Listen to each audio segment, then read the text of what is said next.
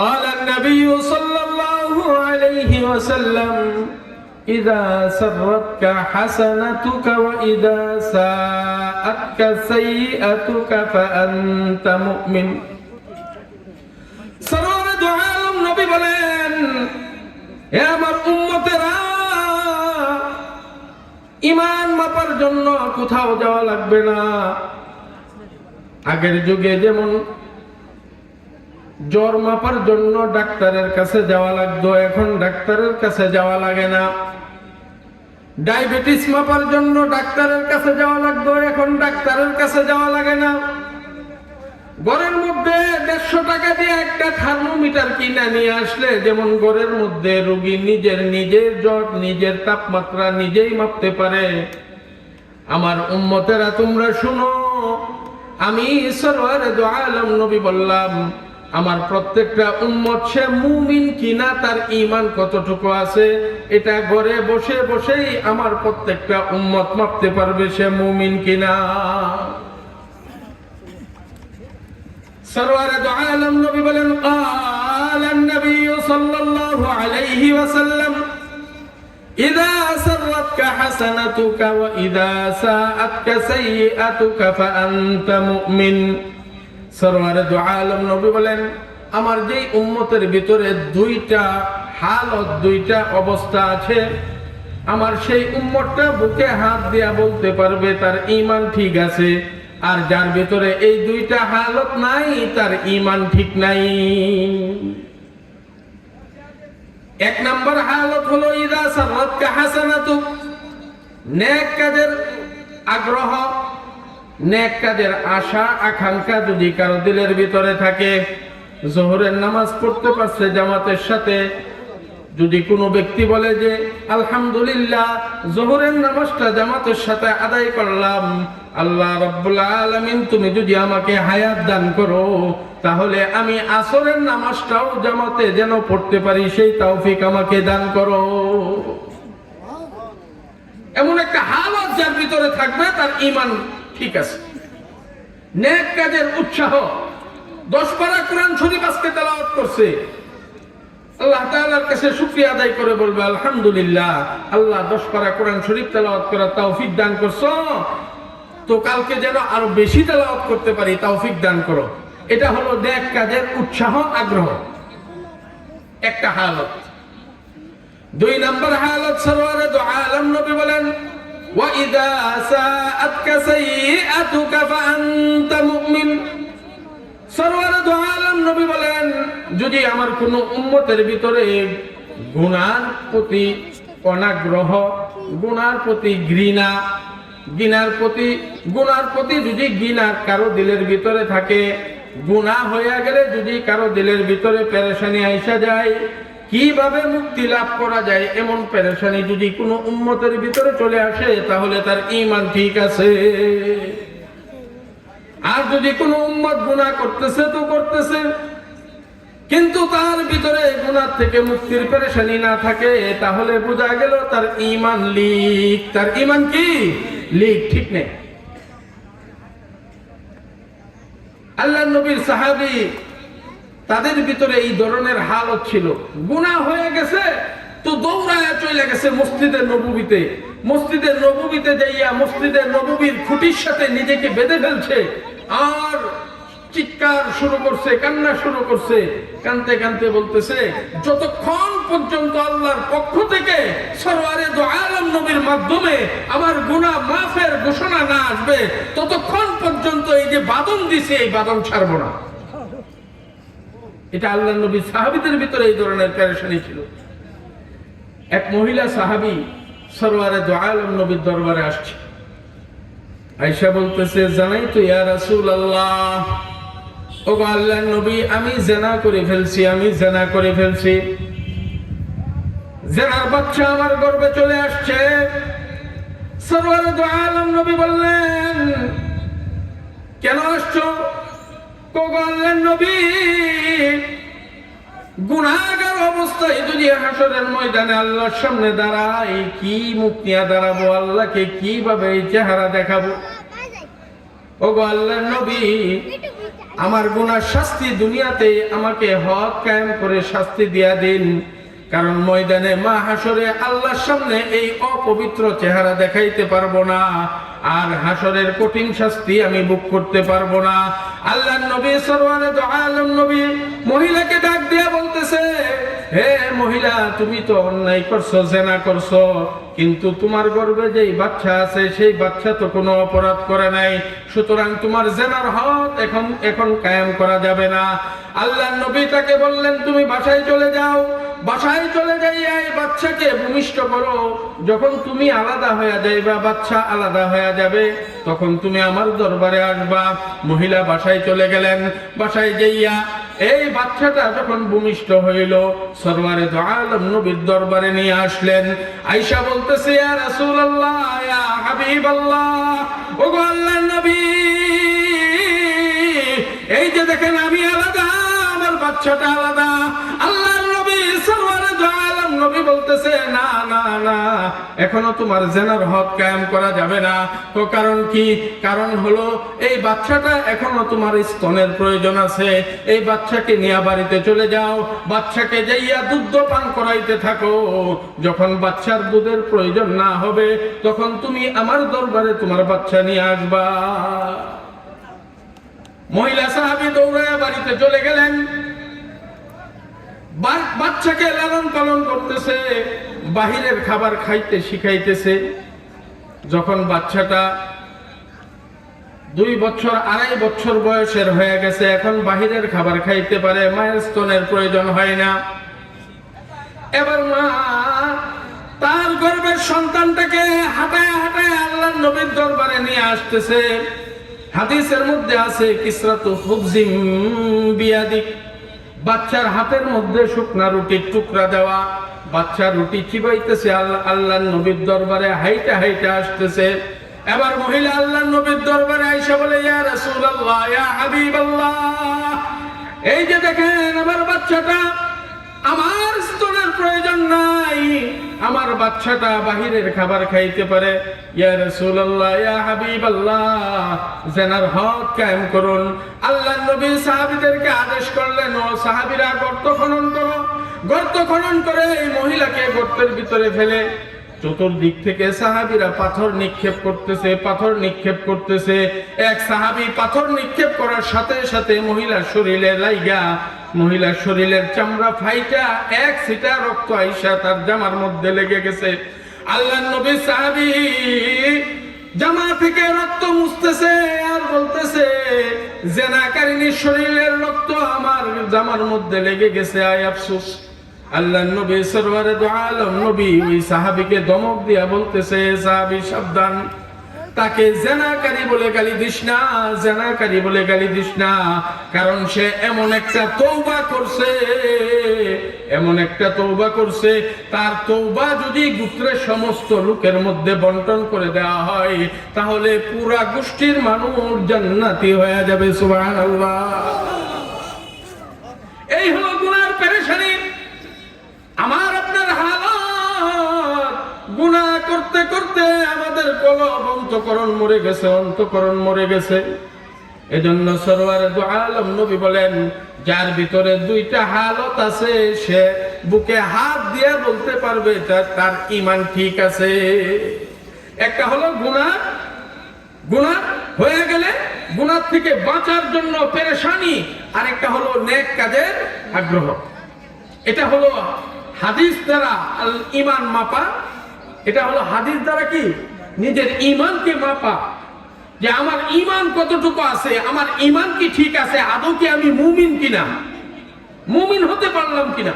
আমরা দাবিতে শুধু মুমিন হলেই কাজ হবে না, দাবিতে মুমিন কিন্তু কর্মে যদি মুমিন না থাকে তাহলে এই মুমিন দিয়া জান্নাতে যাওয়া যাবে না। এবার আসেন, আল্লাহ রাব্বুল আলামিন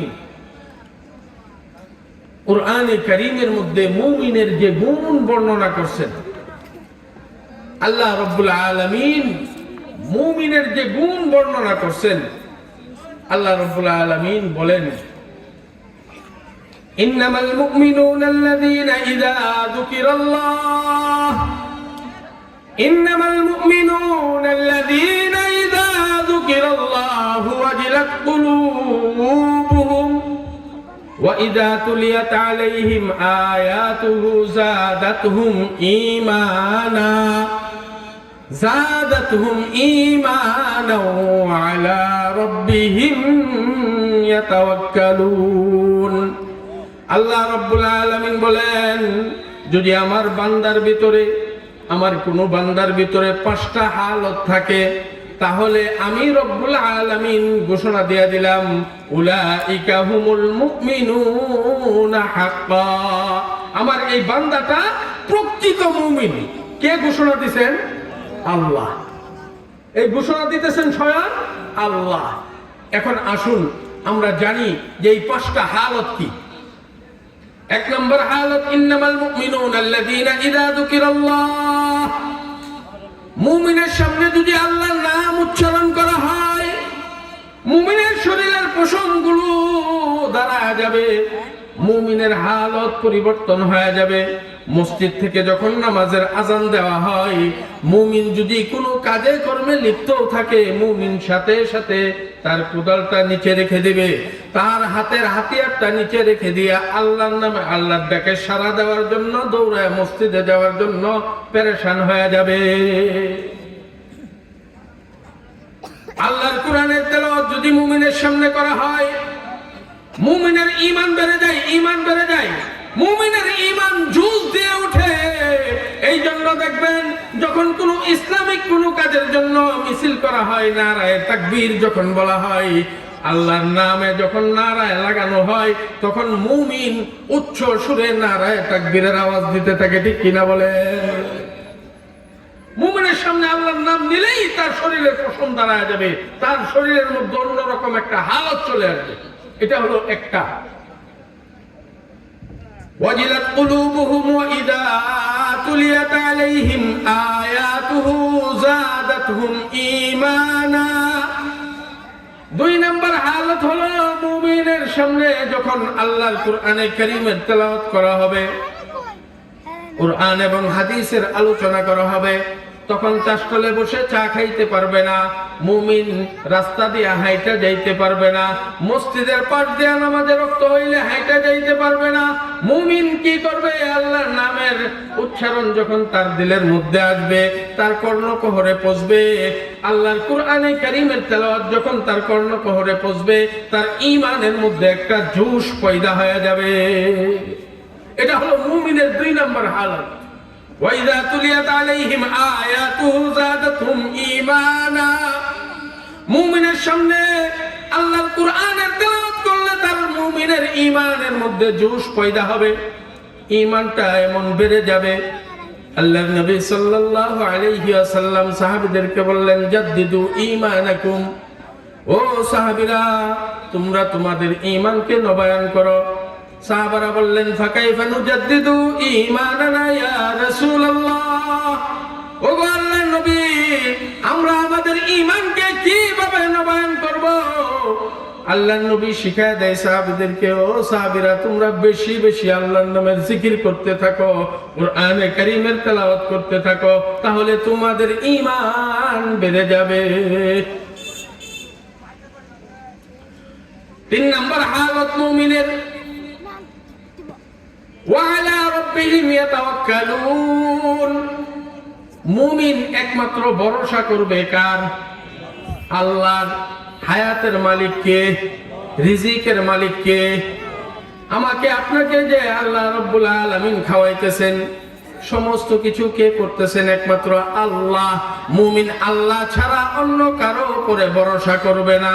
কিন্তু আমাদের হালত হলো, আমরা চাকরির উপরে ভরসা করি, আমরা ক্ষেত খামারি ফসলের উপরে ভরসা করি, আল্লাহর উপরে ভরসা আমাদের নাই।